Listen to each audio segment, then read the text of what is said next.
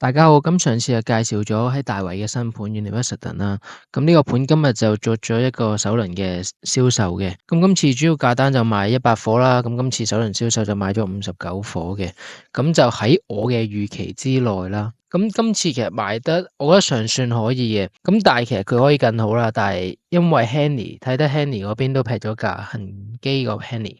係啦，咁嗰邊個劈完嗰個價錢個尺價就17000蚊尺，咁就同今次買嘅一啲高層單位尺價差不多，始終都係會吸咗一啲嘅客人嘅，因為始終如果我17000蚊尺左右嘅價錢，咁我買睇得同埋買大圍，始終有少少差距啦，再加上嗰邊離個地鐵站可能再近多1-2分鐘，咁嗰邊會搶咗客人嘅，咁總體嚟講，我覺得今次 University 嘅銷情係喺我預期之內，賣得就叫和和果果。冇話特別好，亦都冇話特別差，因為低層嗰啲真係平，13,400、15蚊、16蚊，其實都係好抵。因為大圍區收租回報其實真係超級高。喺香港暫時見到，其實除咗必嘉坊可以做到呢樣嘢之外，我覺得冇乜其他區域可以好似我呢區咁唱得咁犀利。因為我呢區其實係有盤就已經好快租出，你想揾1-2間睇到樓嘅，其實都好難，即係好似匯橋啊，或者柏傲莊啲開放式一房啊。今日想幫客人去揾一個匯橋嘅一房單位，300零尺一房嘅單位，想去睇樓去望一望，其實都已經冇啦。想揾開放式，想要有高啲層數，其實都已經冇啦。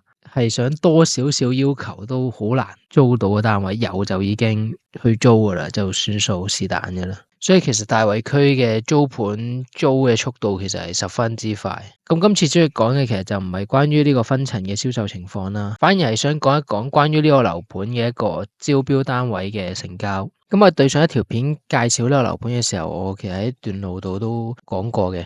如果買到呢個單位一啲高層嘅天台特色單位啊，即係600幾尺嗰啲，或者你可能超過1000萬嘅 budget 啊，不如你去買名城啊，或者買柏傲莊，你去預翻100-200萬執裝修，柏傲莊更加唔使執添啦。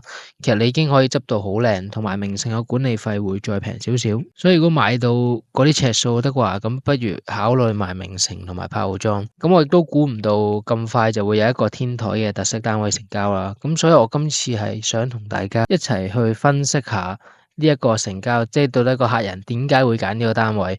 因為佢個成交尺價我又覺得係合理，亦都比我預想之中低嘅。因為我預佢天台嗰啲成交起碼23000蚊尺嘅，咁佢最尾就成咗21698啦，咁就唔係話好高，合理嘅呢個價錢。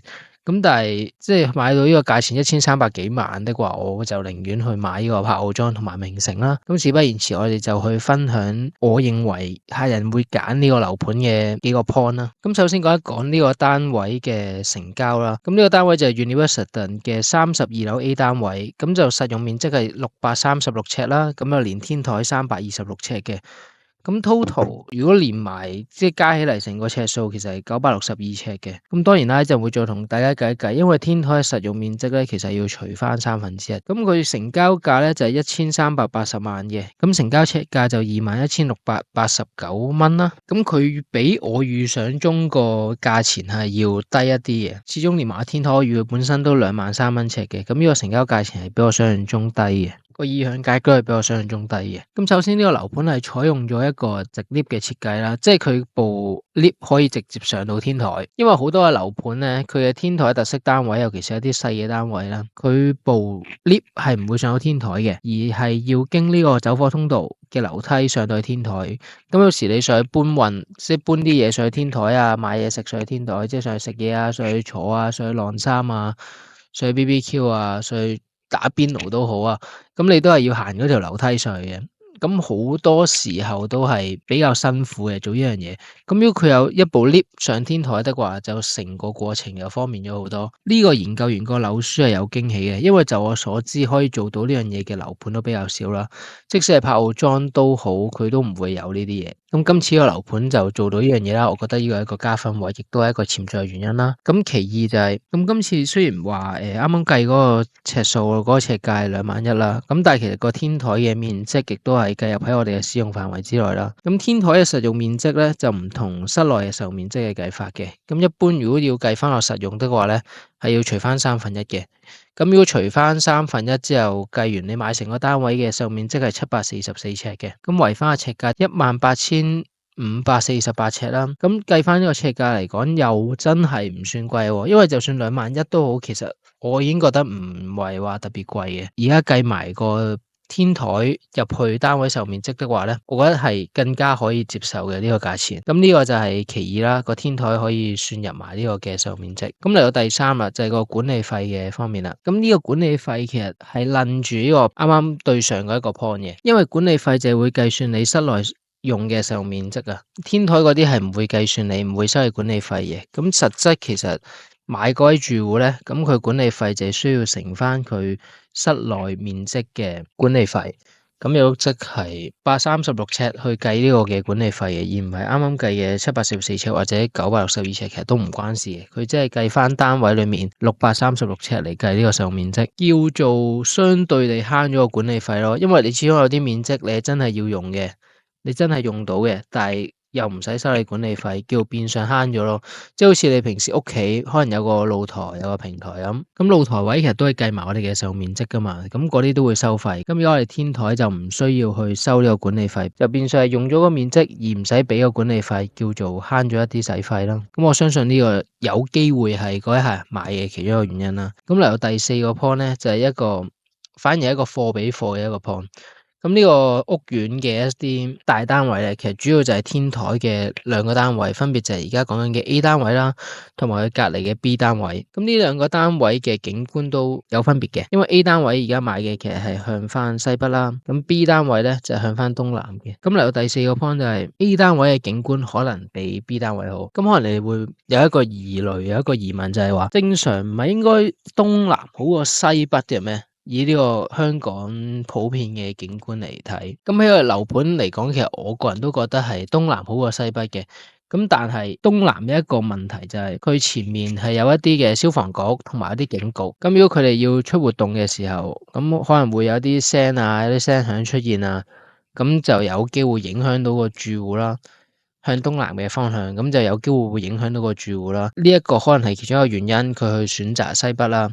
咁同埋西北係望翻名城，咁個太陽會俾側邊嘅一棟樓遮住咗啦。咁同埋望翻名城個景觀都市正嘅，因為名城係一排去屏風樓咁樣樣一排過，你望個景觀係齊整，亦都靚嘅。咁呢個係其中一個原因啦。咁其次就係個價錢啦，因為 A 單位同埋 B 單位比咧，佢哋實用面積其實係相差咗29尺嘅啫。咁但係價錢亦都只係相差咗70萬嘅。如果買到呢個價錢的話，70萬多一間房，多20幾尺，多咗一間房出嚟，我覺得其實係抵買嘅。咁亦都可能係客人買原因啦。咁佢 A 單位同 B 單位，我哋驟眼睇咧，A 單位個廳係會比較闊啲啦，即係擺電視嘅距離可能會感觀上會闊啲啦。咁其次就係大家可能比較到個走廊位，唔係應該 B 單位個走廊位少啲嘅咩？A 單位嗰個多啲喎，咁點解唔揀 B 單位咧？咁就係可能係因為 B 單位嘅主人房咧，嗰條長走廊位，呢個走廊位反而可能利用唔到，同埋佢個開積個邊位會比較多啲啲，因為佢嘅1號房同埋呢個2號房都係有一個直角窗喺度。咁直角窗有好有壞啦，你個景會望得更加之開闊，更加之靚啦。咁但係因為即係俾佢牆身再加落地玻璃，咁下面會有少少位空咗嘅。咁如果張床拍埋去，可能都會有罅位，打掃嘅時候可能麻煩少少啦。咁呢啲就係我認為可能潛在一啲 point 啦。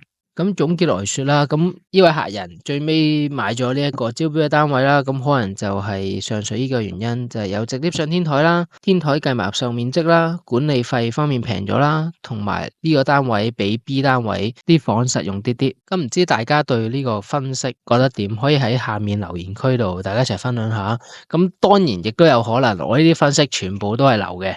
即係個客人其實純粹真係好中意個樓盤，亦都有呢個預算可以去買到呢個天台。佢覺得呢個天台係真係正嘅，咁所以去買就毫無原因，純粹係佢中意咁就買咗。即係可能我分析嗰啲全部都係錯嘅，亦都有可能。